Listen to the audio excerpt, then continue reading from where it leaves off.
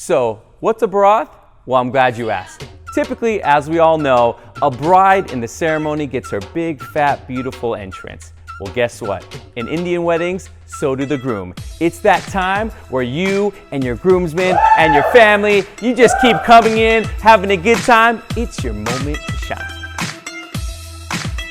What's up, everyone? This is Ali with Special Occasions DJ and Lighting, your Indian wedding experts. And today, we're gonna talk about my favorite part of a South Asian wedding, and that's the baraat. So in this video, what I'm gonna show you guys is how to have an amazing baraat. For the groom-to-be, please stick around. You're gonna wanna see these tips.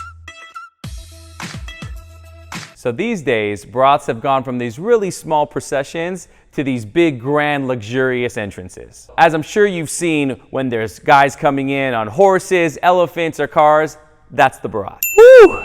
So, tip number one, you're gonna sweat, trust me, because I'm sweating too partying with you guys. You're gonna wanna make sure you bring a different outfit. Typically, guys go out and spend like $1,000, $2,000 on an amazing, beautiful outfit. And what they don't realize is by the time they get to the mandap, they're already drenched in sweat. I'm pretty sure you don't wanna roll up to your bride-to-be and she'd be like, yo, you stink, baby. These days, it's a very common trend to actually wear a thinner outfit during the baraat. And then, as all your guests are going to sit down for the ceremony, do a quick outfit change. Most likely you're at a hotel, and then you'll be looking in real dapper coming into the mandap. Okay, you know what? That's actually a good point. So, on that note, water or substances similar like that, right? You might be tempted to drink a lot of it right before your baraat starts. What I would say is use some caution, because the last thing you'll want is having to do a little potty break in between the baraat, or even worse, when you get to the mandap 45 minutes in and you gotta stop the whole ceremony for a bathroom break. So I've seen this happen at many weddings, and what I would say, it's not a good look.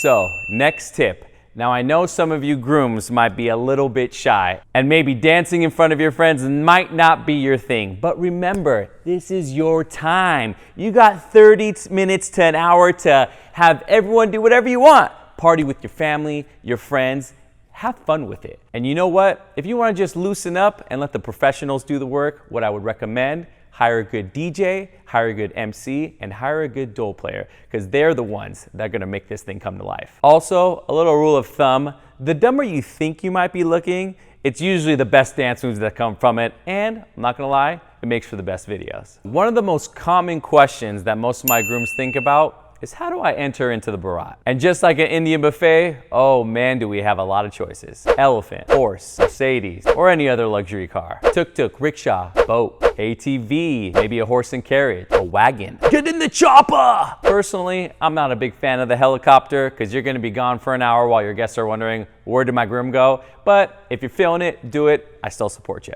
Just make sure he doesn't land near all that decoration. A little baraat pro tip.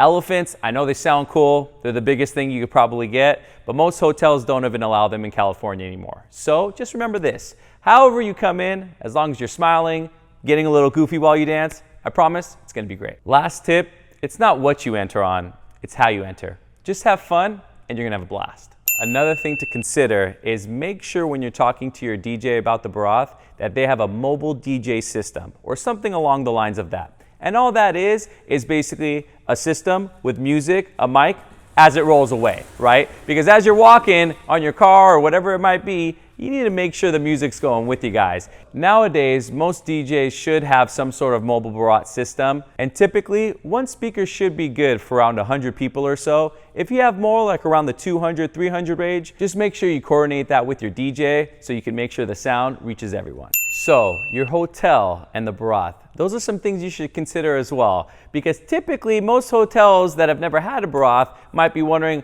what is going on? Oh, Deborah, Phil, check out what's going on. Let's make sure we get some cameras and pictures and record this. Great. Make sure your hotel knows what a baraat is.